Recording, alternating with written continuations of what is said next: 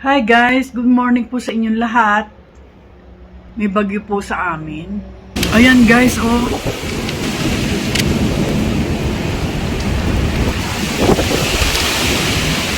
$70 miles per hour ang hangin.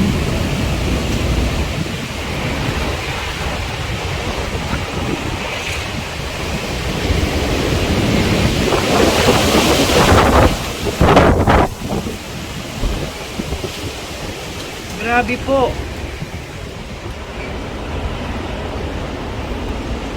Tingnan nyo yung ulap, oh. Mabilis tinatangay.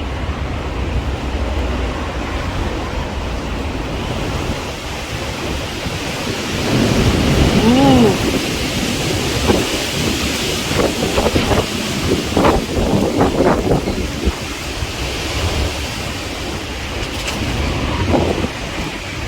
Tsak na maraming puno ang matutumba.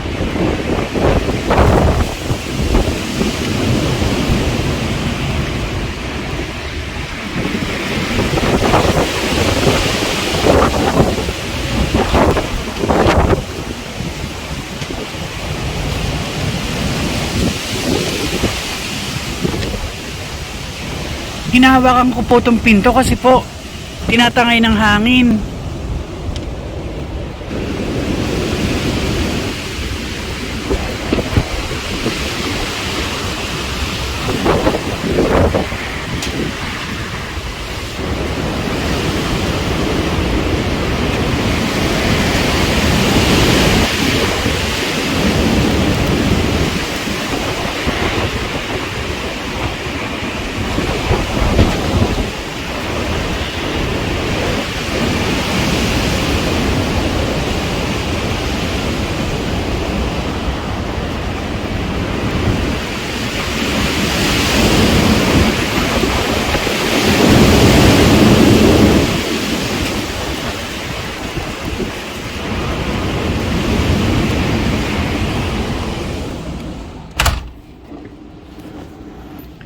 Nag-warning po ang government na huwag lalabas kung hindi kailangan.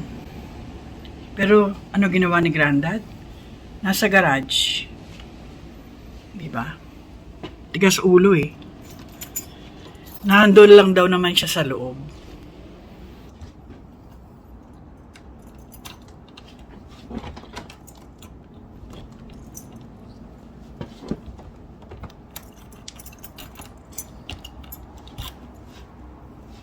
Ayan po yung aming patio door na parang belly dancer.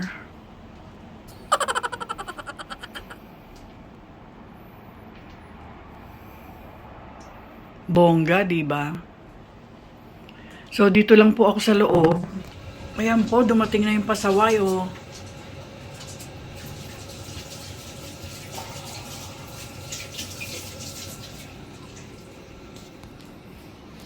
So we're going to go out there and block, just stay near that tree.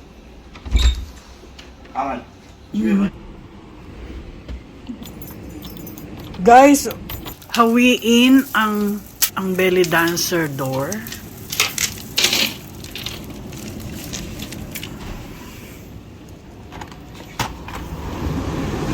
Oh my God! Yan guys, oh, ang lakas-lakas ng hangin. Sana hindi ako mabagsakan dito na. Ayan, oh. Wow! Nagkatumba-tumba na po yung mga gamit namin. Ayan.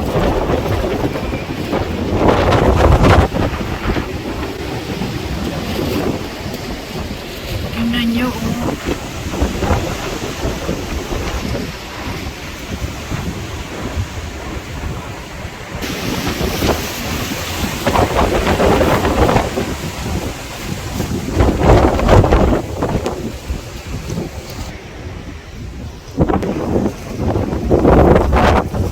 Ng simoy ng hangin.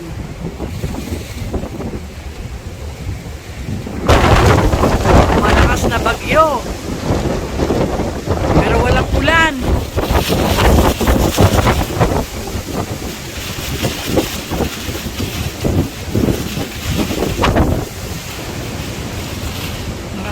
bumiyahe pagka ganito.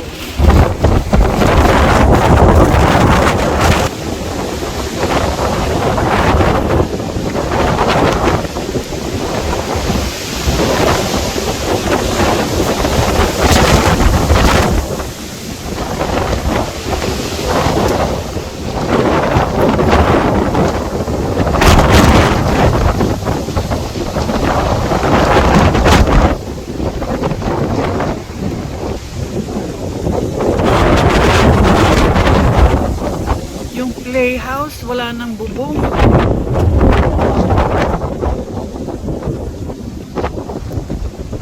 Pasok na tayo. Oh my God. Huh? It's cold and so windy.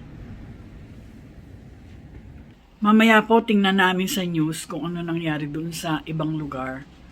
Tsak na maraming na-aksidente. Huwag naman sana, di ba? Maraming mga puno na natumba, maraming traffic, maraming na brown out. Kaya mamaya po. A snack.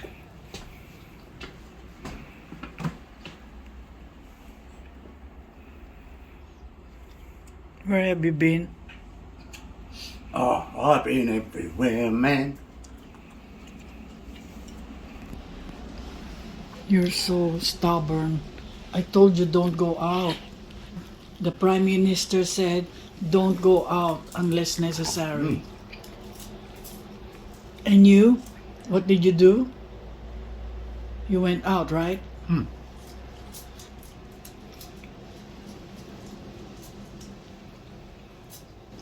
It's not really too bad here downstairs because when we were upstairs, we can hear the sound of the wind blowing louder than what we are now.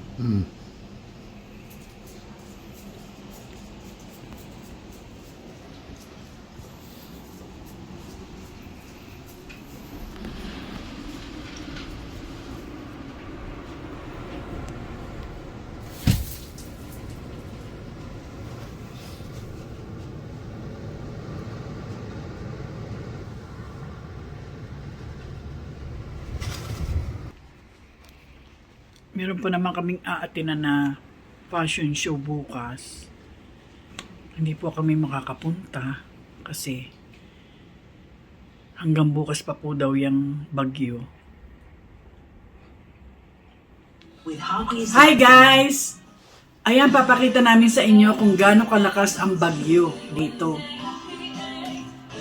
Bagyong Ondoy. Ay, Bagyong Eunice pala. This is the On TV Evening News with Mary Nightingale. Good evening. Well, it is proving to be one of the worst storms in a generation. Storm Eunice has brought disruption and damage to almost all parts of the country. In the last half hour, it's been confirmed a woman in North London was killed after a tree fell on a car, and a man in his 50s has died on Merseyside. It all comes at the end of a day when we've seen record gusts reported, key transport links suspended, and schools and businesses forced to close. And as we come on air tonight, around 200,000 homes are still without power.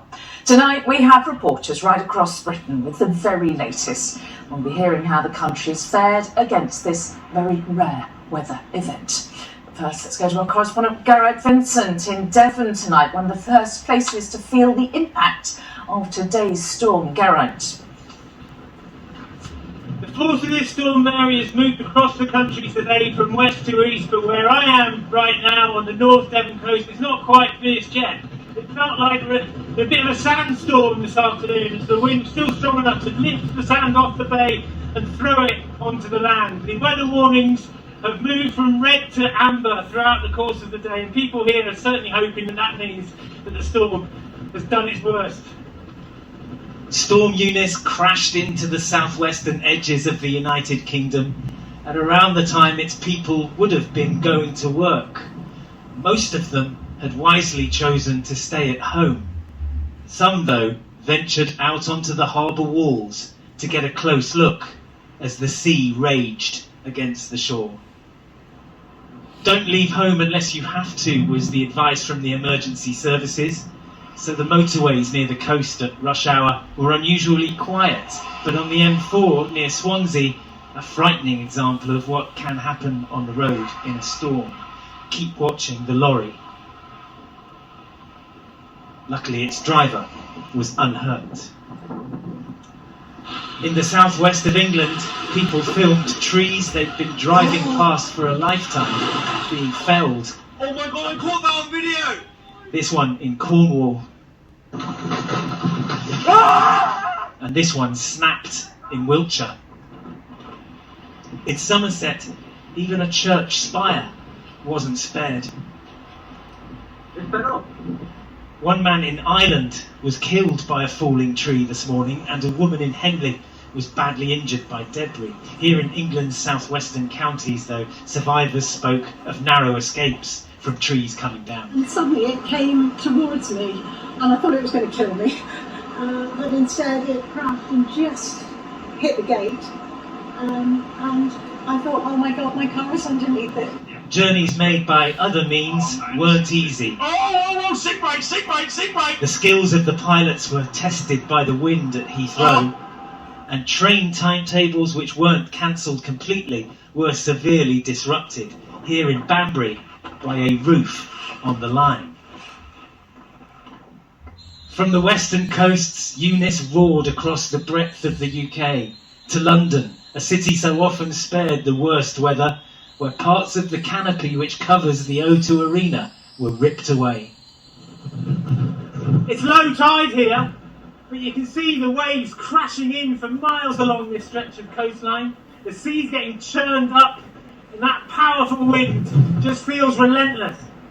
That wind, and sometimes the walls it pushed over, made power supplies flicker and then fail completely. In this village in Devon, a candle-lit tea shop opened its doors to help families stuck in cold homes. Not ideal, really, when they're, want something to eat and they want it now. So, yeah, that's why we've come out, because they just, can't heat anything up. Well, you nearly blew away just then, didn't you? Yeah. You tried to get in the car. On the coasts where the storm arrived, the winds eased slightly, but kept up. Throughout this long day, Eunice has held this land in its powerful grasp. Geraint Vincent, ITV News. Well, we woke up this morning to not one but two red weather warnings, upgraded since last night and meaning a danger to life. They covered coastal areas in the southwest, Bristol and South Wales, Suffolk and, for the first time, London. Winds reached a record-breaking 122 miles per hour at the Needles on the Isle of Wight, far higher than the 90 miles per hour expected. By mid-afternoon, that was downgraded to amber for most of England and Wales, but we're still expecting very high winds, possible power cuts, mobile phone outages, and further travel disruption. And tonight, yellow warnings for snow, ice, and wind are in place in northern England, Scotland, and Northern Ireland. We're expecting more snow and major travel delays. So let's get more then on how things stand right now across the country. Chris Choi is in Southend-on-Sea, one of the areas that was covered by that rare red warning. And our West of England correspondent Rupert Even is in Wootton-under-Edge. Rupert, starting with you, first of all, what's the latest from the southwest where you are? Well, I think it's important, obviously, that we've covered what Storm Eunice brought, but also, in a sense, what didn't happen. And arguably, it was a relief that those severe flood warnings that threatened further upstream up the Severn this morning didn't come to pass, probably because Storm Eunice didn't quite time with the high tides. That will have been of a great relief to the Environment Agency. There is an awful lot of mopping up to do right now. A lot of that based around energy supply. Western Power Distribution, who cover the area from the Midlands through the southwestern parts of South Wales, have still tonight got around about 150,000 properties where they need to restore electricity. A lot of that will happen quite quickly but some people may have to wait into tomorrow, maybe a little longer, before the lights come back on. And as the storm tracked eastward, it hit the south coast of England, and here in Southport, it hit with ferocity. 70-mile-an-hour winds and dangerously high waves way above the seawall. The pier and many of the attractions had to close, as indeed did the high street. When it comes to transport, the only word I can use is havoc. Down the coast, the port of Dover closed, with all cross-channel ferries suspended. The Greater Anglia train operator suspended services across its entire network. It said that staff had to take time to clear debris from the overhead electrical lines and had to extinguish fires from those lines, showing just how severe this storm became. All right, Chris, Troy in Southend and Rupert Evelyn in Gloucestershire, thank you. Well, from exposed coastal locations like Southend, where Chris was, to the capital now. And this morning, London awoke to its first ever red weather warning. Such high winds are rare in big built-up cities, leaving some landmarks, well, pretty ill-prepared, really, for the day's intense conditions. John Ray has this report. It's been a day for some of lucky escapes, like the passengers of this bus that ploughed through the worst of the storm. But as emergency services declared a major incident alert across the capital, Eunice claimed its first life here. A woman killed in her car by a falling tree. London on red alert for the first time, and counting the cost tonight, the roof of the Millennium Dome, the O2 Concert Arena, shredded like the sails of a ship lost at sea. There's a couple of trees down over there, but yeah, nothing like this. This is like history, isn't it, really? It's unbelievable. The insides exposed, the building evacuated, tonight's shows cancelled. It is a dramatic illustration of the power packed by Storm Eunice in a city which has so often in the past avoided the worst of the winter furies. No wonder so many Londoners have heeded the advice to stay home, to stay safe. Though home was no guarantee of sanctuary. In North London, a row of 5 houses with their roof slates scattered on the pavement below. While in Tottenham, tons of steel moved to the rhythm of the wind, a real-life stress test for the Spurs football stadium. I'll wait as long as I have to. For commuters, it was the limits of their patience tested. Trains in and out of the capital fell victim to trees blown across lines. It's pretty rubbish. I have to get back tonight so that I can be very early in the morning, packed up to come up for a big event in the morning. Those who did get home in one piece, to homes also intact, might count themselves fortunate. John Ray, ITV News. And rail services have also been suspended all day. Our correspondent Daniel Hewitt is in Cardiff tonight. So real serious travel disruption there, Daniel. That's right, Mary. This is Wales' biggest train station, Cardiff Central. It is still closed tonight. Trains in and out of Wales are unlikely to start until at least tomorrow. It could be tomorrow afternoon, we're told. Today felt like the closest thing Wales has had to a lockdown since the pandemic. Schools were closed, plenty of shops were closed, and although Wales braced itself for this storm when it came, it made its presence felt.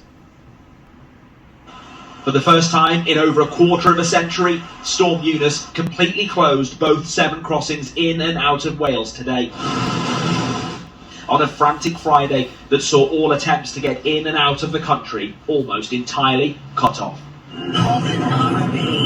People were warned not to travel due to risk of life, and it was easy to see why. This lorry falling foul on the M4, blown over in the high winds. But the roads were the only option here, as all trains were cancelled, planes grounded too, the storm bringing parts of Wales to a standstill. Across Wales, around 40,000 properties lost power at Eunice's peak, and all schools sensibly shut their doors. But it was on the coast where the storm showed its strength, powerfully pinning back those attempting to press on regardless. Well, it's just gone 12 o'clock here. The storm was meant to be slowing down by now, but as you can see, it really isn't here on the South Wales coast. Storms have reached up to 87 miles an hour. On the whole, people are heeding the warnings to stay indoors. By late afternoon, Wales was assessing the damage. The M4 bridge crossing is reopened tonight, but disruption is likely to linger as the cleanup gets underway. Daniel Hewitt, ITV News, Cardiff. Ayan po guys, yan po ang sitwasyon dito sa UK sa ngayon. Check na traffic bukas, kaya dito lang kami sa bahay. Bahala na kung ano magawa. Hanggang bukas po ulit. Keep safe and God bless. Bye!